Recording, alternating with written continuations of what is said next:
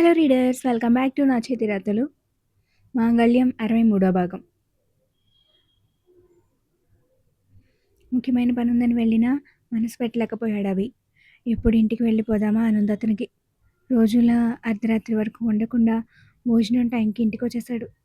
అప్పటికే విషయం భారతి గారికి కూడా తెలిసి చాలా సంతోషించారు. భోజనాల దగ్గర కూర్చుంటూ, ఏంటి నాన్న ఇవాళ తొందరగా వచ్చేసావు అని అడిగారు మా అన్ని. పెద్ద పనేం లేదు మమ్మీ అన్నాడు. కానీ అది నిజం కాదని వాళ్ళందరికీ తెలుస్తుంది. అతన్ని ఇబ్బంది పెట్టడం ఇష్టం లేక సైలెంట్గా ఉండిపోయారు. తినేశాక రూమ్కి వచ్చేసి ఫ్రెష్ అయ్యి తేజు కోసం ఎదురు చూస్తూ కూర్చున్నాడు. తేజుని వంటగదిలో పని పెట్టుకోనివ్వకుండా తలలో మల్లెపూలు పెట్టి పాల గ్లాస్ చేతికిచ్చి పైకి పంపించారు పెద్దవాళ్ళు. ఎందుకో లోపలికి వెళ్ళడానికి కాసేపు తటపటాయించి మెల్లగా తనను తాను సంభాళించుకుని మామూలుగా వెళ్తున్నట్టు గదిలోకి వచ్చేసి పాల గ్లాస్ అతనికి అందించింది తేజు. అప్పటి వరకు ఏదో వర్క్ చేసుకుంటున్న అభి తేజు రాగానే అది పక్కన పెట్టేశాడు. ఆమె అలంకరణ కొత్తగా ఉండడం చూసి అనుమానం వచ్చినా పెద్దవాళ్ళ ప్లాన్ అనుకోలేదు. తేజు లేని పని పట్టుకుంటూ అవి ఇవి సర్దుతూ గదంతా తిరుగుతుంటే క్షణం కూడా కన్నార్పకుండా ఆమెను చూస్తున్నాడు. దయ్యం, పొద్దున్నుంచి మాట్లాడడానికి ట్రై చేస్తున్నాను, ఇంత తొందరగా వచ్చేసాను, తన కోసం వెయిట్ చేస్తున్నాను, రూమ్కి వచ్చి కూడా నన్ను వదిలేసి తన పని చేసుకుంటుంది అని తిట్టుకున్నాడు. నీకోసమే వెయిట్ చేస్తున్నా అని ఒక్క ముక్క చెప్పొచ్చుగా అనుకుంటూ తేజు తనంతట తాను వెళ్ళలేక బ్యాగ్లోంచి పేపర్స్ తీసింది. ఏం వెతుకుతున్నావు అని అడిగాడు. నా స్పెక్స్ అంది. అవి ఎందుకు ఇప్పుడు? పేపర్స్ కరెక్షన్ చేద్దామని. ఇప్పుడా? నీరసంగా వచ్చింది అతని మాట. అంత అర్జెంటా అని మళ్ళీ అతనే అడిగాడు. కాదు, ఖాళీగా ఉన్నా కదా అని అంది అతనికి కనిపించకుండా నవ్వుకుంటూ. రాక్షసి అని తిట్టుకుని చేసుకో అని ఉక్రోషంగా పలికి దుప్పటి కప్పుకొని పడుకున్నాడు.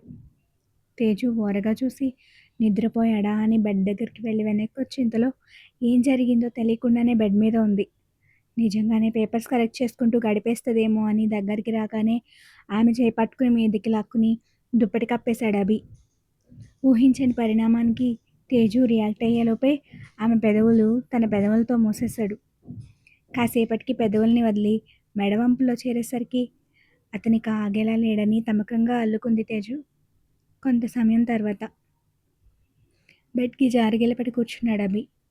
అతని ముందు వడిలో కూర్చున్నట్టు అతనికి ఆనుకుని సేమ్ పొజిషన్లో ఉంది తేజు. ఆమె పొడవేటి చేతి వేళ్ళని లాగుతూ విరుస్తూ కాసేపు వాటినే తదేకంగా చూస్తూ మరి కాసేపు తనివి తీరా ముద్దాడుతూ వాటితో ఆడుకుంటున్నాడు. అభి చేష్టల్ని గమనిస్తూ అతని గుండె చప్పుడు వింటూ తేజు కాలం గడుపుతుంది. ఇవాళంతా కొత్తగా ఉంది కదూ, నీతో మాట్లాడడానికి కుదరక నేను, నాతో మాట్లాడడానికి సంకోచిస్తూ నువ్వు, అంతా అయ్యాక ఈ మొహమాటంతో కూడిన ఫీల్ బాగుంది కానీ నచ్చలేదు. రోజంతా నీకు దూరంగా ఉండడం. ఇలా ఎందుకంటావు అంటూ ఆమెని గట్టిగా హత్తుకున్నాడు వెనక నుంచే. సమాధానం నీకు తెలుసుగా అనుకుందేమో నోటితో మాత్రం చెప్పకుండా చిన్న నవ్వు నవ్వి తనను చుట్టుకున్న అతని చేతుల మీద తన చేతుల్ని బిగించింది. పొద్దున చుడిదార్ వేసుకున్నావే చీర కట్టకుండా? ఆమెను మాట్లాడించాలని కారణం తెలిసి అడిగాడు అభి. నీకు తెలుసు అంది చిన్నగా. నువ్వు చెప్తే నేను అనుకున్నది అవునో కాదో తెలుస్తుంది అన్నాడు చెవిలో. చేతికి అందేంత దూరంలో ఉన్న లైట్ స్విచ్ ఆన్ చేసి సిగ్గుపడుతూనే జుట్టునంతటిని ముందుకు వేసుకుంది. అప్పటి వరకు తమను దాచిన కుర్రల అడ్డు తొలగడంతో రాత్రి అతను ప్రేమతో ఇచ్చిన తీపి గుర్తులు బయటపడ్డాయి. వీపు మీద మెడ దగ్గర ఎర్రగా కమిలినట్టు కనిపిస్తున్న గుర్తుల్ని చూసి బాధేసింది అభికి. నొప్పిగా ఉందా అని అడిగాడు వాటిని తడుముతూ. అభి గొంతులో మార్పుకి తేజు వెనక్కి తిరిగి అతని మెడ చుట్టూ చేతులేసి బొగ్గు మీద ముద్దు పెడుతూ, లేదు, వాటి వల్ల నేనేమో ఈ రోజంతా నీతో మాట్లాడుకున్నా నీకు దూరంగా ఉన్నట్టు అనిపించలేదు అంది. ఆమె మాటలు ఎంత నచ్చాయో తన చేతుల్ని ఆమె చుట్టూ మరింత బిగిస్తూ చెప్పకనే చెప్పాడు అభి. అందుకేనా నాకు కూడా కనపడకుండా దాచేశావు అన్నాడు తలలడి కొడుతూ. మరి అందరికీ కనిపించేలా షో చేయమంటావా అని అతని భుజం మీద దెబ్బ వేసింది. ఎప్పటికి తగ్గుతాయో, చీర కడితే ఇవన్నీ కనిపిస్తాయనే కట్టలేదు అంటూ నడుము మీద చూపించబోతూ ఆగిపోయి, తగ్గుతాయిలే, మొహం కూడా చూపించలేక ఈ రోజంతా మాస్క్ పెట్టుకుని తిరిగాను అంది మెడవంపులో ముఖాన్ని దాచేస్తూ. దాంతో బలవంతంగా ముఖాన్ని చేతిలోకి తీసుకుని జాగ్రత్తగా గమనిస్తే పెదవి మీద ఘాటు కనిపించింది. మొదటి ముద్దుకి గుర్తుగా ఉంటుందిలే అన్నాడు మరోసారి వాటిని ముద్దాడుతూ. అతనికి సహకరిస్తూ మధ్యలో ఆగిపోయి, మొదటి ముద్దేంటి? రెండోది కదా అంది తేజు. రెండోదా? కాదు, ఫస్ట్దే. అభికి గుర్తుండదని తెలిసినా ఆడుకోవాలని. మర్చిపోయావా నువ్వు మన ఫస్ట్ కిస్ అంది తేజు అలకగా ఫేస్ పెట్టి. నేనెందుకు మర్చిపోతానే, ఫస్ట్ కిస్ నిన్ననే కదా పెట్టాను అన్నాడు. అయితే మర్చిపోయావు అంటూ దూరం జరిగింది. తేజు, నేను మాట్లాడేది దీని గురించి అంటూ ఆమె కింద పెదవిని 2 వేళ్లతో లాగి, బుగ్గ మీద, నుదుటి మీద, ముక్కు మీద కాదు అన్నాడు. నేను మాట్లాడేది కూడా దాని గురించే. నువ్వు మర్చిపోయావు. ఎలా అభి? ఓయ్, మన ఫస్ట్ లిప్ కిస్ జరిగింది నిన్ననే. నేనెలా మర్చిపోతాను? అంతకుముందు ఎప్పుడూ పెట్టలేదు అన్నాడు అభి. పెట్టుకున్నావు అంటున్నా కదా. పెట్టుకున్నానా? ఎప్పుడు? నాకు తెలియకుండా అయోమయంగా అడిగాడు. అదే చెప్తున్నాగా, మర్చిపోయావు అంది కోపం ప్రదర్శిస్తూ. మెంటల్, ఇలాంటి విషయాలు మర్చిపోతారా ఎవరైనా? అసలు మన ఇద్దరం దగ్గరగా వచ్చింది కూడా లేదు ఎప్పుడు. మరి కిస్ దాకా ఎలా వెళ్తాను? నేను అబద్ధం చెప్పట్లేదు అభి, నిజంగానే జరిగింది అంది మూతి బిగించి.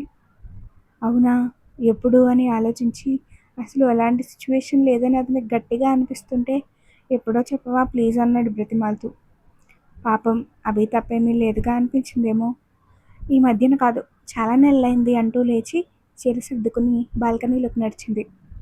ఈ మధ్యన కాదా? చాలా నెలలైందంటే అప్పుడు నాకు తేజు మీద అసలు ఫీలింగ్సే లేవు. మరి ముద్దెలా పెట్టుకున్నాను? అది కూడా నాకు తెలియకుండా అని చాలాసేపు ఆలోచించాక గుర్తొచ్చింది. తాను డ్రింక్ చేసి ఇంటికి వచ్చిన రోజు ఏం జరిగిందో పూర్తిగా తనకి గుర్తులేదని. ఆ రోజు తేజు తనతో తన రూమ్కి వచ్చిందని. సో ఖచ్చితంగా అప్పుడే జరుగుండాలి అనుకుంటూ తేజు దగ్గరికి వెళ్ళాడు.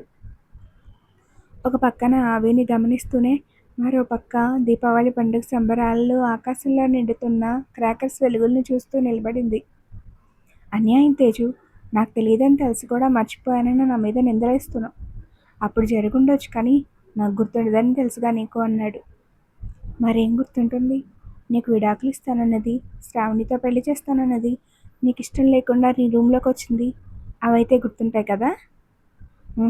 అవేమీ లేవు, రాత్రి మాత్రమే గుర్తుంది అన్నాడు చిలిపిగా నవ్వుతూ. ఆ మాటకి తేజు ముఖం తిప్పేసి ఎటో వైపు చూస్తూ నిలబడింది. ఓయ్, సిగ్గుపడుతున్నావా? కొంతకాలంగా నీలో ఈ కొత్త యాంగిల్ చూస్తున్నా. బాగుంది అన్నాడు ఆమె దగ్గరికి లాక్కుంటూ. అతని నుంచి విడిపించుకోవాలని ప్రయత్నిస్తూ తేజు ముఖం మరింత కిందకి దించేస్తుంటే సిగ్గుతో చేరిన ఎరుపుతో పాటు ఆకాశంలోని వెలుగులు ఆమె ముఖం మీద పడి మరింత మెరుస్తున్నాయి ఆమె బుగ్గలు. వాటిని గాఢంగా చుంబించి మరో మధురమైన జ్ఞాపకం కోసం తేజుని చేతుల్లోకి ఎత్తుకుని గదిలోకి నడిచాడు అభి. అభి, తెల్లారిందిలే అని నిద్రలేపుతుంది తేజు. అటువైపు చలనం కూడా లేదు అతనిలో. లే అభి, ఈరోజు కూడా లేట్గా లేస్తావా అని గట్టిగా కదిపితే కాసేపు పడుకోనిరా అన్నాడు కళ్ళు తెరవకుండా. ఈరోజు పండగ అభి, లే ప్లీజ్, బద్ధకంగా ఉండకు అంది లేపాలని ప్రయత్నిస్తూ. చేసుకునేది రాత్రి కదా, అప్పుడు లేచుంటానులే అన్నాడు వేరే వైపు తిరుగుతూ. అప్పటికి లేస్తావా? సంతోషించానులే నీ తెలివికి. లేకు, బోల్డని పనులున్నాయి. ఈరోజు కూడా ఎంత మొద్దు నిద్రేంటి నీకు? తెలుసుగా, మామూలుగానే పొద్దున్నే లేవలేను, అలాంటిది రాత్రి అంతా నిద్రలేక ఇంకెందుకు లేస్తాను? నైట్ కూడా నిద్రలేక నువ్వు ఇంత పొద్దున్నే ఎలా లేస్తున్నావు అని అడిగాడు. అభి అంటూ అతని నోరు మూసేసి, ఏం మాట్లాడుతున్నావు, ఎవరైనా వింటారు అంది కోపంగా. అప్పటికే వంగి ఉన్న ఆమెని పూర్తిగా తన మీదకి లాగేసుకుని, ఎవరు వింటారు? అమ్మ, అత్తయ్య ఇద్దరు పైకి రారుగా అన్నాడు కళ్ళు తెరిచి. వాళ్ళు రారు, నీ ఫ్రెండు నా ఫ్రెండు ఉన్నాడుగా, వాడొస్తాడు అంది వంశీని ఉద్దేశించి. వాడొకడున్నాడని, డోర్ కూడా కొట్టకుండా వచ్చేస్తాడని గుర్తుండే కొన్ని రోజుల వరకు మన డోర్ చూస్తే కాళ్ళు విరగ్గొడతానని వార్నింగ్ ఇచ్చాను. ఇంకెందుకు వస్తాడు అన్నాడు అభి. ఆ మాటకి తేజు షాకింగ్గా నోరు తెరిచేస్తే దాన్ని అవకాశంగా తీసుకుని డీప్ కిస్ ఇచ్చేశాడు. మొదట విడిపించుకోవాలని చూసినా అతనికి లొంగక తప్పలేదు తేజుకి. కాసేపటికి విడిపించుకుని మొత్తానికి అతన్ని బెడ్ మీద నుంచి లేపి బాత్రూంలోకి తోసింది. అతను స్నానం చేసి రాగానే తల తుడిచి రోజూ కావాల్సినవి అందించి వెళ్ళిపోయేది ఈరోజు తనే దగ్గరుండి చిన్నపిల్లాడిలా రెడీ చేసింది. కాసేపటికి పండగైనా తప్పని పనులతో అభి తన కొత్త ఆఫీస్కి వెళ్ళిపోయాడు. అక్కడ పనులు చూసుకుని మధ్యాహ్నం దాటాకొచ్చేశాడు. అతను రాగానే భోజనం చేసి సాయంత్రానికి పలహారాలు చేసే పని ఉండడంతో కిచెన్లోకి వెళ్ళిపోయింది తేజు. పెద్దవాళ్ళు హాల్లోనే కూర్చున్నారు. వాళ్ళతో మాట్లాడుతూ తేజు కోసం కిచెన్లోకి నిమిషానికోసారి చూస్తున్నాడు. అతన్ని గమనిస్తూనే వెళ్ళడానికి వీల్లేకపోవడంతో నవ్వుకుంటూ పనిచేసుకుంటుంది తేజు. బయటకొస్తుందేమో అని చూసి చూసి విసిగేసి అభినే కిచెన్లోకి వచ్చాడు. తేజు అతన్ని గమనించలేదు. బయట చెంగు దోపడం వల్ల స్పష్టంగా కనిపిస్తున్న ఆమె నడుముని గట్టిగా గిల్లేసి అదే క్షణం అరవకుండా నోటి మీద చేతిని అడ్డుగా పెట్టేశాడు. తేజు అతని చేతిని వదిలించుకుని చెంప మీద చిన్నగా కొట్టి ఏం కావాలి అని అడిగింది. నువ్వు అన్నాడు ఆమెకేసి చూపిస్తూ. తేజు కళ్ళు పెద్దవి చేసి సిగ్గుని నవ్వుని దాచడానికి విపరీతంగా ప్రయత్నిస్తూ హాల్లోకి తొంగి చూసి బయటికెళ్ళు అంది చేత్తో డోర్ని చూపిస్తూ. నువ్వు కూడా రా మరి అన్నాడు. అభి పనుంది నాకు వెళ్ళు అంది నెమ్మదిగా, బయటకు వినిపిస్తుందేమో అని. అయితే నేను ఇక్కడే ఉంటా, ఏం చేస్తున్నావు అంటూ ఆమె ప్రిపేర్ చేసేవాడిని చూస్తూ అడిగాడు. నీకు ఇక్కడేం పని, వెళ్ళవి, అత్తవాళ్ళు చూస్తే బాగోదు అని ఎంత మొత్తుకున్నా వినలేదతను. పోనీ తన పని తను చేసుకుందామన్నా అతని చేతులు ఖాళీగా ఉండట్లేదు. అతని మాటలు తనని నిలవనేయడం లేదు. అతని చూపులు పని మీద శ్రద్ధ పెట్టనివ్వట్లేదు. లేట్ అవుతుందని కాస్త కష్టంగా, అతని సాహచర్యంతో ఎంతో ఇష్టంగా పూర్తి చేయాల్సిన పనిని డబుల్ టైం తీసుకుని మొత్తాన్ని కంప్లీట్ చేసింది. అప్పటికి సాయంత్రం దాటిపోయింది. అంతసేపు అభి కూడా కిచెన్లోనే ఉండేసరికి అక్కడ జరిగేది ఊహిస్తూ భారతి, మాలిని పిల్లల అన్యోన్యతకి చాలా సంతోషించారు. కిచెన్లో చేసింది చాలేదు అన్నట్టు రూమ్కి వెళ్ళాక కూడా తేజుని వదలలేదు అభి.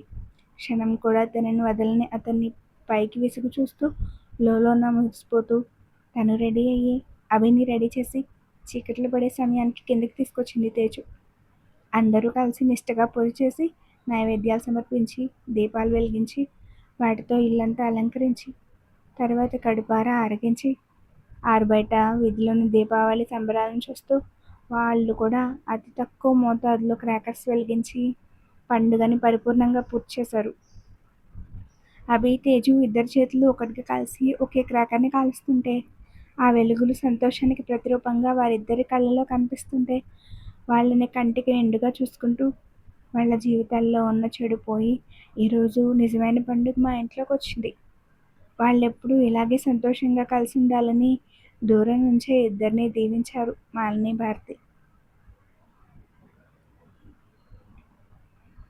అదండి మంగళ్యం 63వ భాగం. Thank you for watching.